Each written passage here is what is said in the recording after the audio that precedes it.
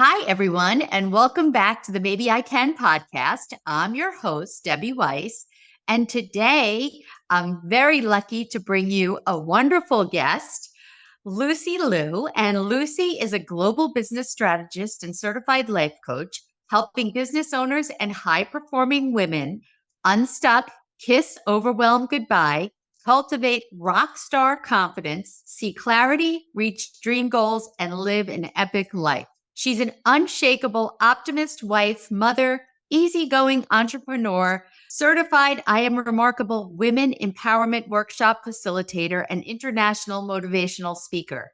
She's the author of 2 international best-selling books, The Rising Sisterhood and Asian Women Who Boss Up. She also inspires as the host of her weekly podcast, The Lucy Liu Show, which is the fueling station for your mind, business, and life. She's been featured in Medium, Voyage LA, Elephant Journal, Thrive Global, Fox, CBS, NBC, and dozens of other media outlets. And I feel so privileged to have her as a guest. So welcome to the Maybe I Can podcast, Lucy. Oh my goodness. Thank you so much for having me, Debbie. I'm so excited to be here. Me too. So my first question to you is the same as I ask all of my guests. Could you please tell us about a time when you went from a defeated, I can't mindset to a more empowered, well, maybe I can state of mind?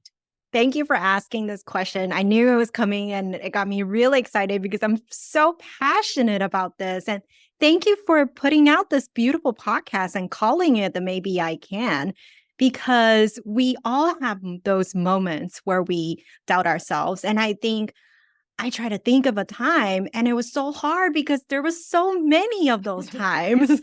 But if I had to choose one, I would have to come back to when I grew up. I had this limiting belief that my name is Lucy Liu.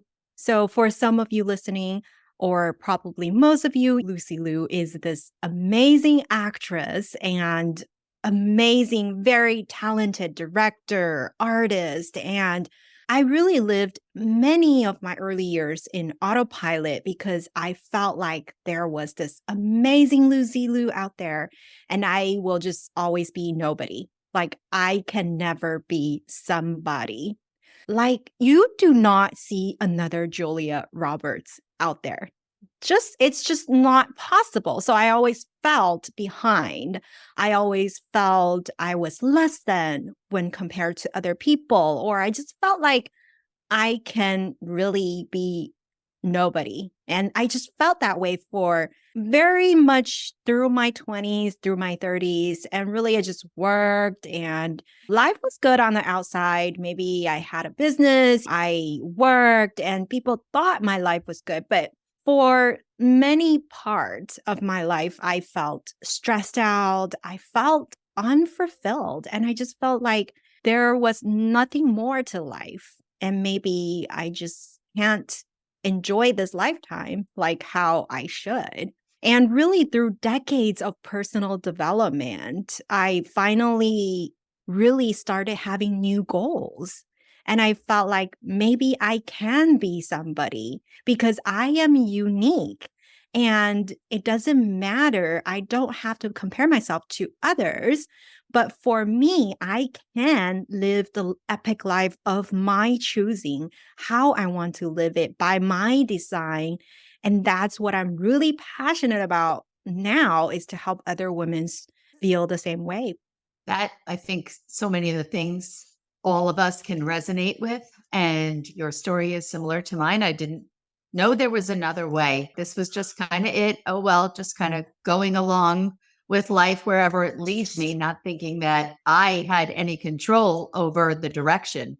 Was there some specific thing? Can you pinpoint a moment or a circumstance that led you to say, hey, wait a second, maybe I can change what's happening here? I love this question as well, because once you're on the other side, people would ask you for advice. What was the epiphany point? What was that turning point in life? What happened in life that made you have these changes? And I think no matter how hard I try to think, there wasn't that specific turning point. There wasn't actually a aha moment. But now in hindsight, when I look back in my life, it was really the small moments. It was really the small aha moments, the small events, the little things, the daily decisions that I had that added up. The small aha moments, the small lessons I learned along the way while I went through development, while I'm like, oh, okay, well, that's something I learned today, right? Oh, this is a golden nugget. I really just delved into personal development and took it seriously that my life needed to change. And these really small baby steps, these small daily decisions, the little habits that I changed, they are actually added up to the entire difference of my life. I couldn't have said it better. The fact that you got into personal development, was it something, do you recall, do you know how that even started? Because I even think back to myself, well, where did I hear the idea? And for me, it really started with listening to podcasts. I never knew what a podcast was. I don't know exactly, maybe you do, what year they really started to become popular, but I remember seeing my friend who always listened to them, well, how do you even know what to listen to? And she's like, well, you just search a subject. I'm like, well, I don't know what subject I want to hear.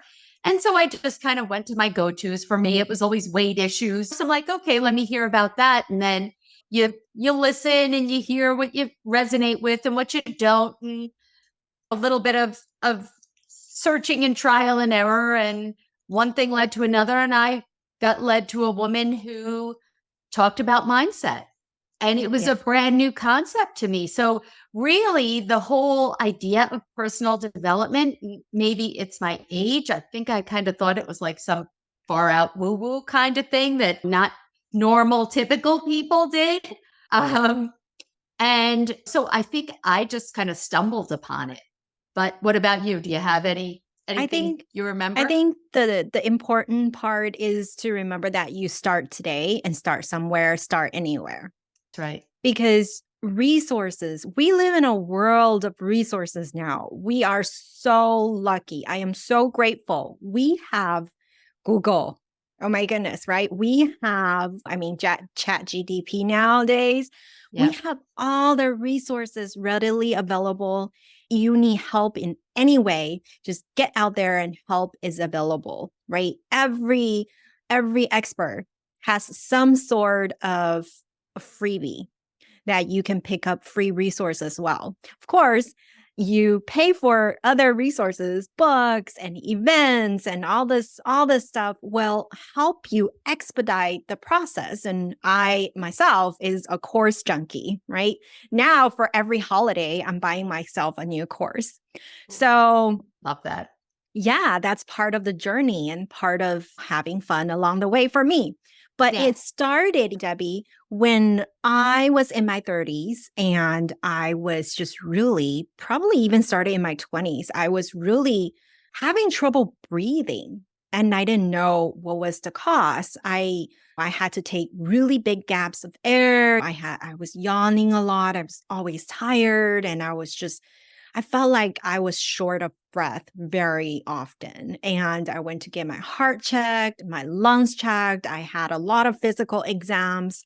And it turned out there was nothing wrong with me. When I felt I was like dying inside, right? I had trouble breathing. Come on, that's like a daily factor, but that was affecting my life. But yet there was nothing wrong with me. And eventually the doctors told me there was really nothing wrong with you, then it must be stress.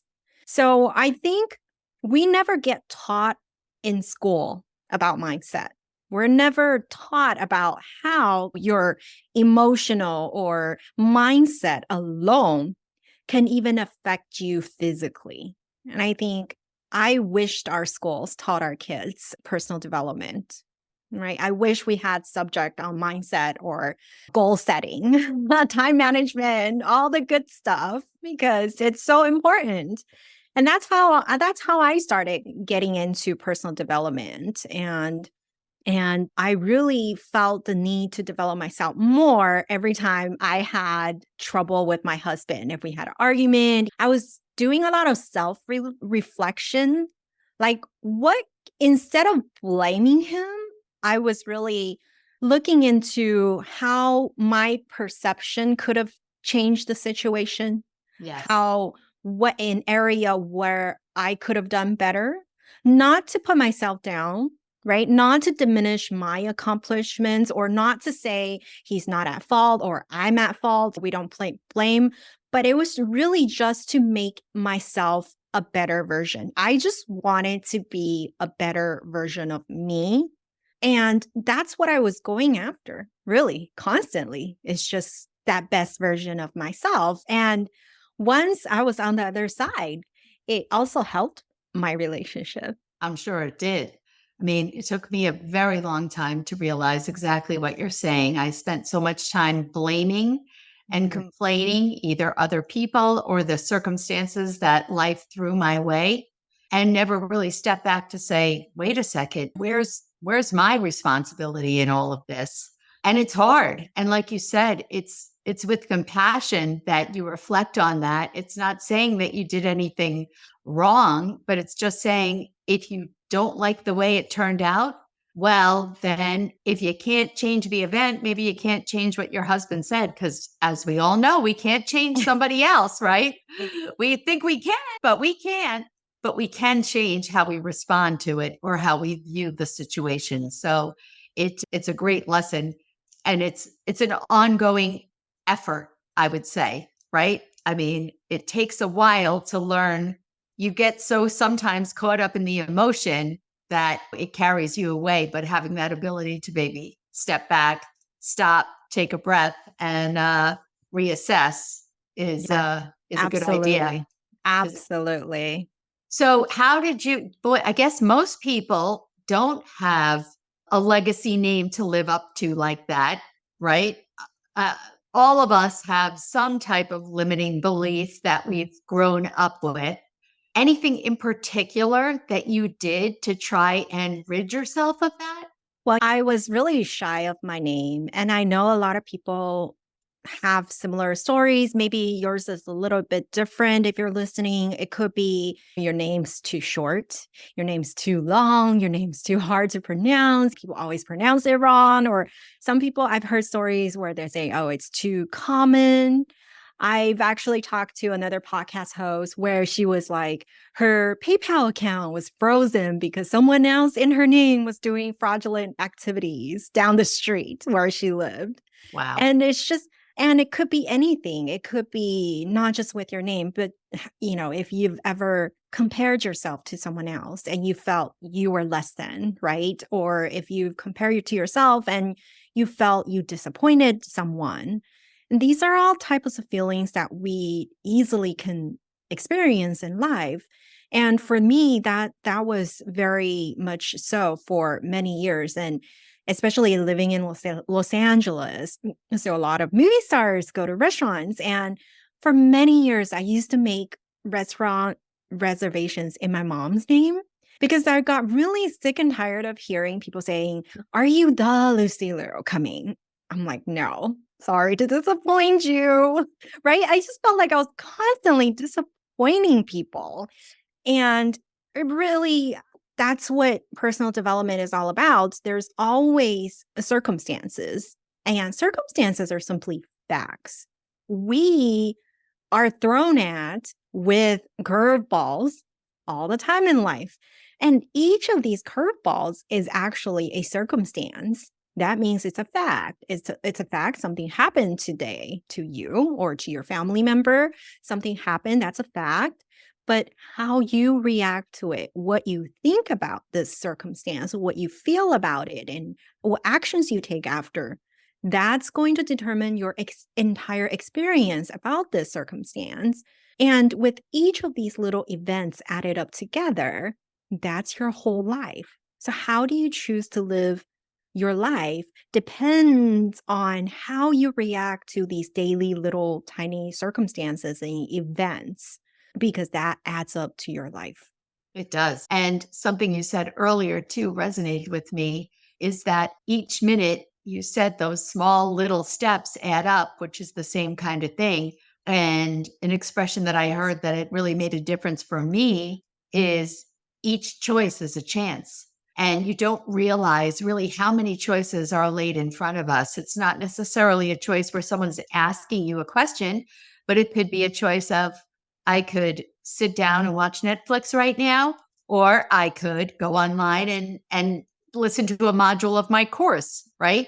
Or whatever that is. Nobody's asking you that. That's a choice that you are making on your own. And I don't even know what the number is. You probably make 1,000 choices in a day. And if we just start changing some of those choices, that's how you start changing your life. Yeah, totally. And that's why in my most recent book, I actually wrote, it's called Confident and Epic. And it's 21 chapters and it's called 21 Decisions to Living a Better Life because I felt like my life, I can honestly say I live a good life now because of the decisions I made in the past that I'm thanking myself for, right? So I'm thanking my old self for making those decisions. And that's why starting now, every decision you make, you're going to think, is my future self going to thank myself now for making those decisions, right? And you talked about Netflix, like it's totally fine to Totally. binge watch your show. It just, you need to prioritize and actually get to the stuff you said you will do. And by keeping your promises to yourself, that's how you develop confidence. That's how you have that inner shine, is because you kept your promise, right? You said you're going to take this course and you did. You said you're going to read this book and you did. And then you feel really good, right? And then you can reward yourself by watching your favorite show. And that's fine because it's your life. You get to decide how you want to live your life. And that's totally fine. But just know that each decision you make, that's going to add up to your life. Absolutely. I think sometimes now I err the other way and I feel guilty if I go to make a decision like that. I was at a women's expo all weekend and it was a lot. It was long hours standing on my feet, talking to people, packing everything up and hauling all those heavy books away and all of that stuff. I was exhausted and I came home and it was Sunday night at 7:30 and I thought, "Oh my goodness, I never even went food shopping." And I looked at the clock and I thought about how I felt. Netflix. No, well, actually, for me, it was the Hallmark Channel. I got to be honest. They started their Christmas movies. I'm hooked. And that was okay because in that moment, when I started to be like feeling guilty, I said, no, you know what? This decision is actually what's best for me right now because I need to rest. I had expended a lot of physical and mental energy and my body needed rest. So I was making the right choice for me at that time. That doesn't mean that that's what I should do every day, all day. But at that moment, it was okay. And it's okay to give yourself permission to do that. I don't want to make it seem like all we should be doing is go, go, go, because we all know what happens that certainly leads to burnout. Let me ask you, especially when we all have so many things on our to-do list, how do you, some mornings you come down and you're thinking, oh my goodness, there's no way I'm going to accomplish everything that I need to accomplish today. And so you just want to turn back and go back to bed.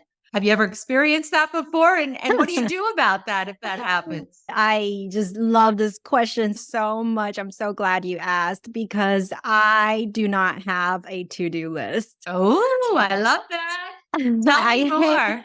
I hate to-do lists. And I think as human beings, we subconsciously hate to-do lists. Like even if it's on the list, we hate it. We just we don't want to look at the list. We dread it and we think negative about it. And we just all hate the list, right? For me, what I need to be done, if it's a priority, it's on my calendar.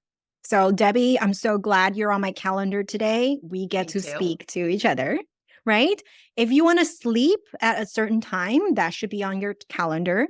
If you want to eat all your meals on time, celebrate all your activities with your family, those should go on your calendar first. You want to go to the gym, you want to walk your dog, those activities, if you think it's non-negotiable, it should be on your calendar first, right? I put date night with husband, date with husband, right? Pick up daughter, all those times on my calendar gets to be blocked off first. So my calendar, what's left is very limited, right, to the activities that I truly need to attend to.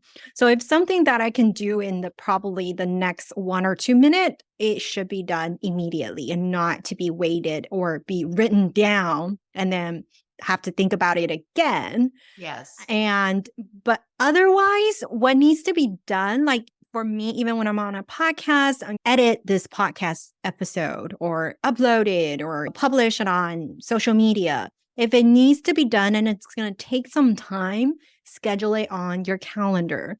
So then all you have to do is really just to see your calendar.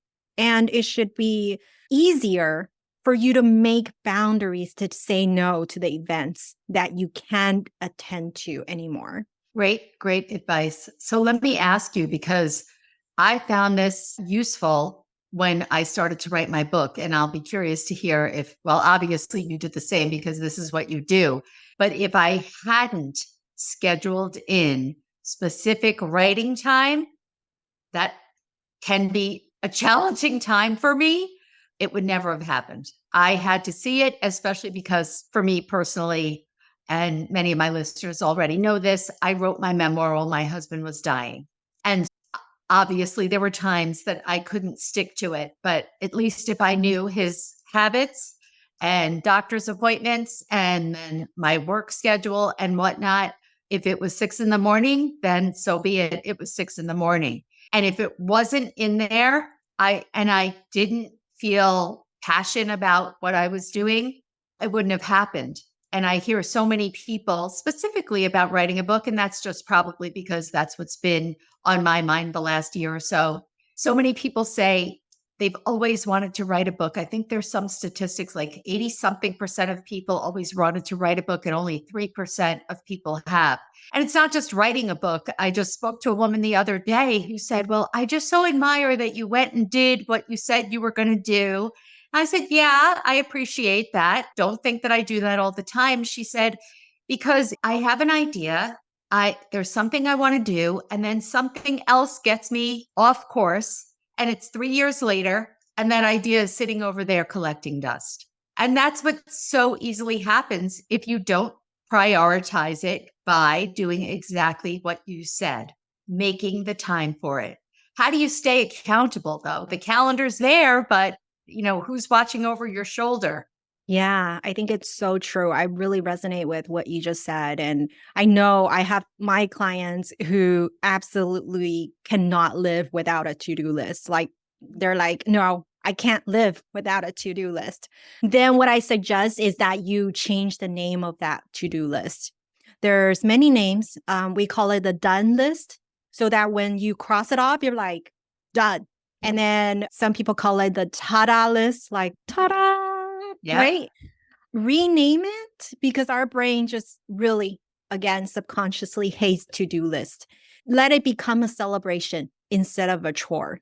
And for me, yeah, I totally get what you just said earlier because my book was in the books for 2-3 years. I'm like, I'm going to write it. I outlined it.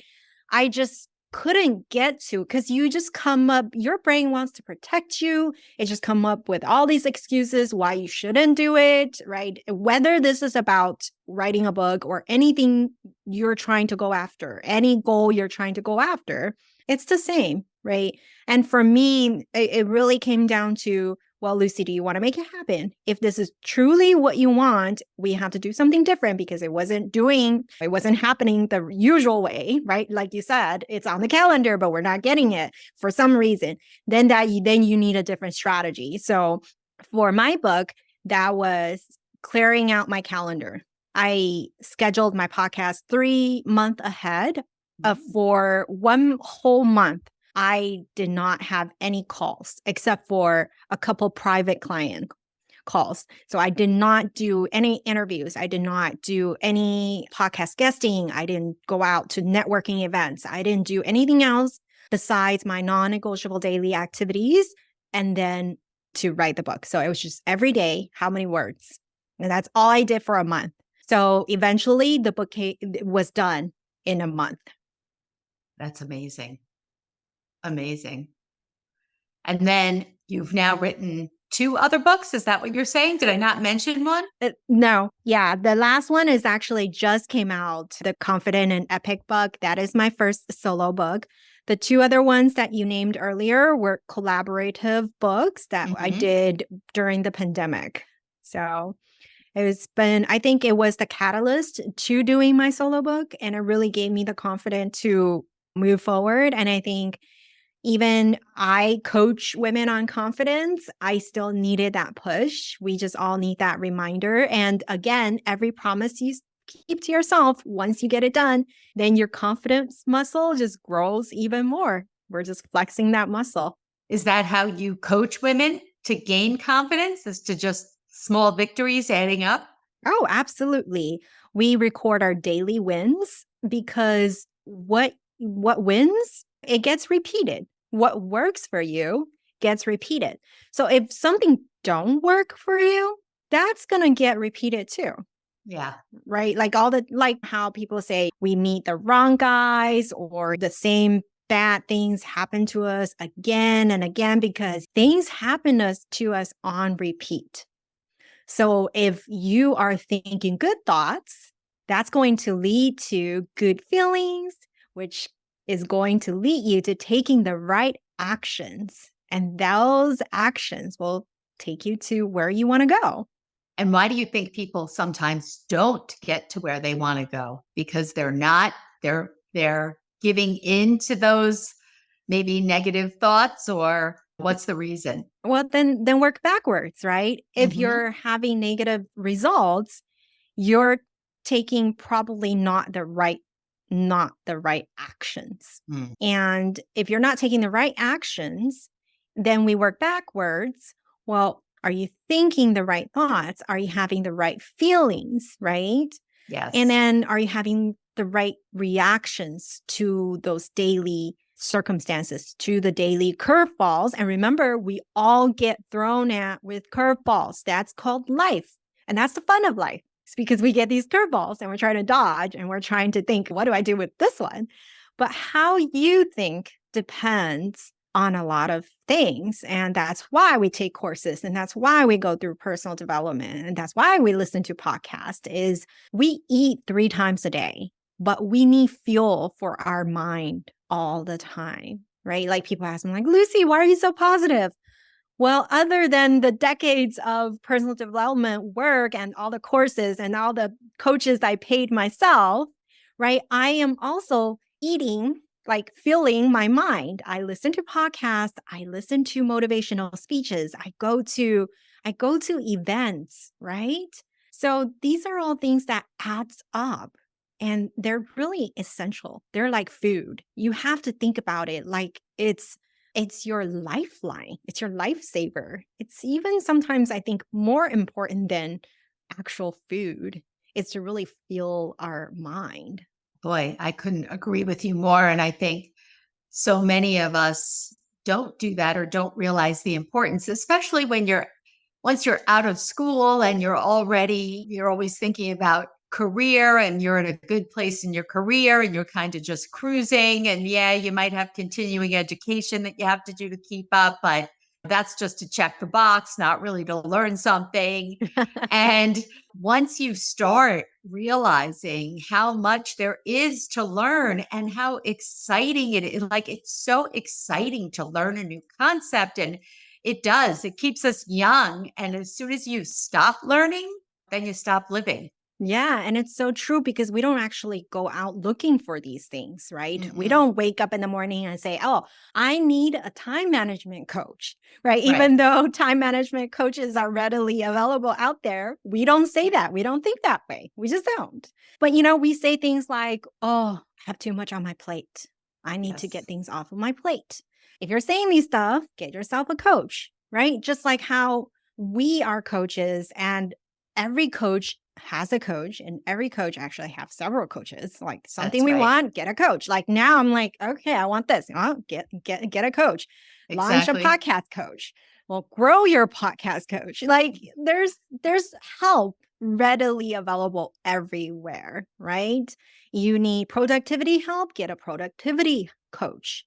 So it's there. You just have, if you want a better way, you want a better life, it's Yeah, there. it's there. And again, I learned that later rather than sooner, but that's okay because I did learn it. And I have to say, the first time that I did sign up for a group coaching program slash course, I was a little in sticker shock. I'm going to be honest. And at the time, money was really one of the things that I was trying to figure out. So spending more money was really didn't seem to my rational brain to make sense. However, in the end, after my gut kind of telling me that was the direction that I needed to go, I was completely sold on the importance of a coach, especially because I can cite so many different times in my life prior to this whole coach thing where I was not successful without having somebody hold me accountable. My friends call me a groupaholic because I'm a big believer in support groups. I want to be in a community with other people who are going through something, the same or similar to me. And once I got a taste of it and I found my people and, continued and did exactly what you've said. And I've had also a business coach for a couple of years and I would never not have one. And I'm ready for the next coach. And I had a writing coach and all these things because it fast forwards your progress. We can do it on our own. As you said earlier, all the information is out there. It's free. So many things are free. But for me, I mean, that's a lot of research and a lot of trial and error on your own. And it's just so much easier to talk to someone who's been there, done that, and faced all of the common pitfalls and seen their way through. Yeah, Debbie, I totally get it. I used to think about buying $7 books or, right? You see the ads pop up on your feed. It's like $9 free shipping, things like that, or a free book, right? $9 shipping. We used to think about that. And then, but now I buy $2,000 courses, $4,000 courses without blinking because I see the value in that. And it's really not about your coach, it's about yourself. It's about the Yes. belief that I am worthy of learning this valuable content. It's about the belief that I am investing in myself. I am worthy of this investment. That makes the biggest mind shift. And it's really working on myself. I'm not paying for someone else. I'm paying to be me. I'm paying to be the better version of me. And realizing you're the one who's going to do the work. I think a lot of people step in and be like, "Okay, fix me." Yeah, it doesn't work like that. So how did you start working with helping other women and what does that look like for you and what do you enjoy about it? Yeah, to be honest, I never knew coaching was a career. I never grew up with anyone who worked with coaches. And even when I became a coach in the early month, I told my friends about it and they were like, I thought coaching was only for really, really wealthy people or celebrities. So I think it's more common. I'm really glad the coaching industry grew in the last decade and we're able to help more people. But for me, as it was really, I grew up in a very entrepreneurial family. My grandpa did business. I married a husband who had a family business. So it was just, I never worked a 9 to 5 myself. There was a point that it's just automatic. I'm in autopilot. Life was just work. Okay. And I work. And the more work, you sleep. And there was really no meaning to that. And it no longer made me happy to just have an income. And I think you get to a point where you want to feel more meaning to life, where you feel more fulfilled doing your work. And that for me now looks just like being on this podcast. Like Debbie and I were having a coffee chat, we're having fun, but more importantly, we're providing you valuable lessons we learned along the way so that you can get help and then you can live the epic life that you deserve to live because we only have this one life and life is beautiful and it should be beautiful and it's good. And yes, there's going to be bumps on the way, right? We get thrown at with rocks, but do you see these rocks as the boulders that are blocking you from going where you want to go? Or do you see these rocks as the exact pebbles that's paving your way to happiness, to success, to whatever you want on the other side? And sometimes it's really not about getting to that destination, it's really having fun along the journey and enjoying the beautiful scenery and enjoying the wrong turns.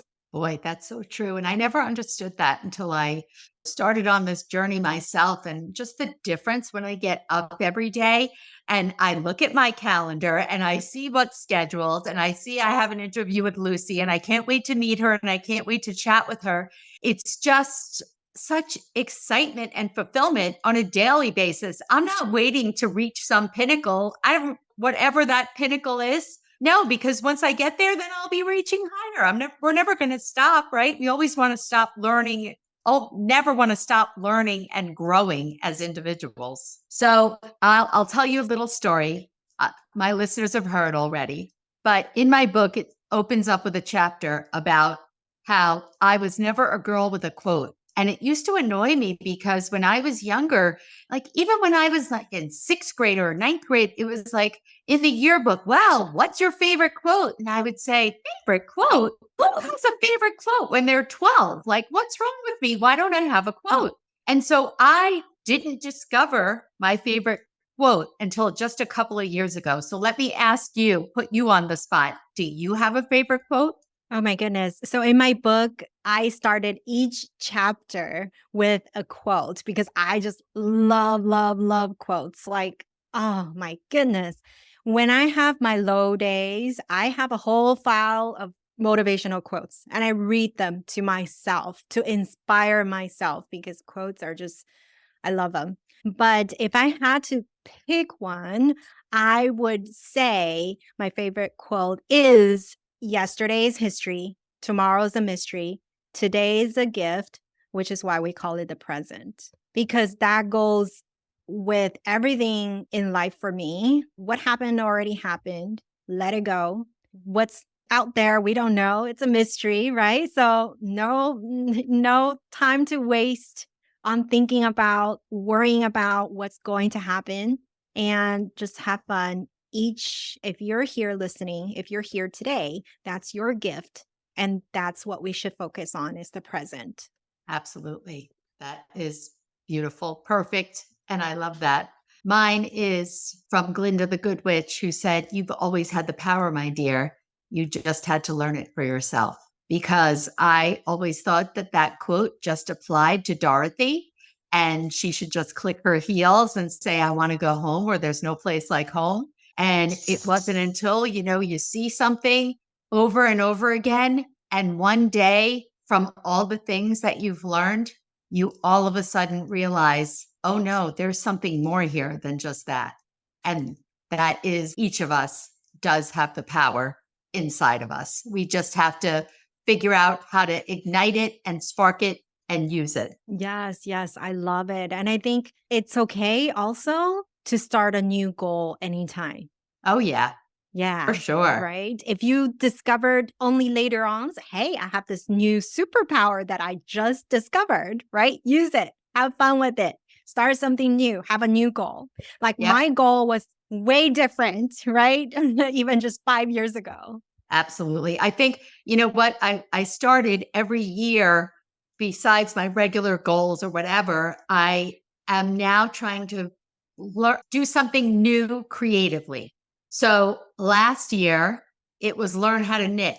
I did well for a while. I actually dropped off a little bit. I have a half finished project that's for the winter. So those of us here in the Northeast, I kind of need to finish that. So I'm wondering now that we're getting into the end of the year, I'm considering what is my next creative foray. So if you have any suggestions, I'm open. And any listeners, any suggestions, just let me know. I was thinking about learn to play the piano, but I don't know. Thinking more of an art class because I'm trying to do things that I've always believed I can't. I always said I was not creative. I always said I can't knit, I can't paint, write, any of these things. And then when you just switch it, you find out, well, wait a second, maybe I can. I'm on to discover some other part of my creativity. That's in 2024. So, anything else? It was as we wrap up, let me ask you, because you shared so many good tidbits of information. Is there any final message or idea that you'd like to share with our listeners? Well, as a message, I always want to send the message that yes, you can, and there is always a way. Believe that more blessings are coming your way. Absolutely. And they are for all of us. Lucy, I will include your contact information in the show notes, but would you share where everybody can find you? Yes, if you are already listening to this on a podcast platform, just hit the search button and look for the Lucy Liu Show. It is a fueling station, weekly short episodes to fuel your mind. So, yeah, come check out the podcast. And I'm very active on Instagram at MSLucyliu. And I'm sure Debbie will have my website, lucyliucoaching.com, linked below. Wonderful. Well, it's been an absolute pleasure. Thank you so much for coming on my show. Really appreciate it. And to everyone else, thank you so much for tuning in. And until next time.